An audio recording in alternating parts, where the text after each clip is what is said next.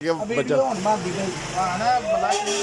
ਬੱਲਾ ਜੇ ਸੋਹਣਾ ਹੋਵੇ ਤਾਂ ਫਰੀ, ਜੇ ਕੋੜਾ ਹੋਵੇ ਤਾਂ 200 ਹੋਰ ਆਪਾਂ ਲੈਣਾ।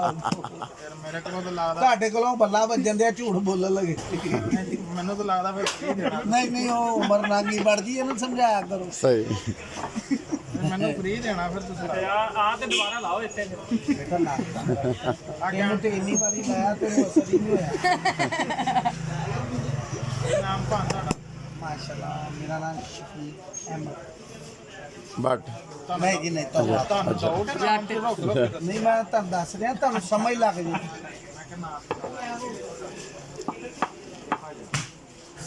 ਖੇਲਣ ਵਾਸਤੇ ਲੈਣਾ ਭਾਈ ਕੱਪੜੇ ਧੋਣ ਵਾਲਾ ਇਹਨਾਂ ਦੀ ਵੀ ਬਣਾ ਲਓ, ਆਹ ਚੈਨਲ ਇਹਨਾਂ ਦਾ ਹੀ ਚੱਲਣਾ। ਅੱਛਾ ਆਪਾਂ ਕੱਪੜੇ ਧੋਣ ਲਈ ਹੁੰਦਾ ਕਿ ਖੇਡਣ ਲਈ ਹੁੰਦਾ। ਕੋਈ ਨਹੀਂ, ਮੁੰਡ ਵੀ ਕੁੱਟੀ ਜਾਂਦੀ ਹੈ। ਚਲੋ ਹੁਣ ਸੈਂਸਰ ਕਰ ਦਿਓ। ਹੁਣ ਸੈਂਸਰ ਨਹੀਂ ਹੋਣੀ ਹੁਣ ਵਿੱਚ ਜਾਣਾ, ਉਹ ਭਾਬੀ ਨੇ ਵੇਖਣਾ ਕਿਹੜੀ ਸ਼ਾ ਕੁੱਟੀ ਜਾਂਦੀ।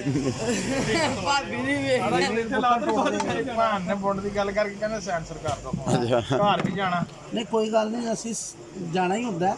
ਉਹ ਤੇ ਉਹ ਨਹੀਂ ਜਾਂਦਾ, ਮੈਨੂੰ ਪਤਾ ਭੈਣ ਜੋ ਬਾਹਰ ਦੀ ਜਾ ਕੇ ਸਗੜੀ ਵੀ ਟਾਈਮ ਦਾ ਕੀ ਹੈ ਯਾਰ। ਮੈਂ ਚਰਸ ਪਰ ਹਾਲ ਯਾਰ ਰਿਸ਼ਤੇਦਾਰ ਜਦੋਂ ਦਾ ਇਹਨਾਂ ਦਾ ਫੜਿਆ ਉਹ ਚਰਸੀ ਗਾਈ ਜਾਂਦੇ। ਅੱਛਾ ਐ ਭਾਂ ਸਾਲ ਸਹੀ ਜਿਹਾ ਨਹੀਂ ਭੈਣ ਉਹ ਬੱਲਾ ਨਾ ਨਹੀਂ ਉਹ ਬੇਟਾ ਹੈਗਾ ਛੋਟਾ 12 ਸਾਲਾਂ ਦਾ।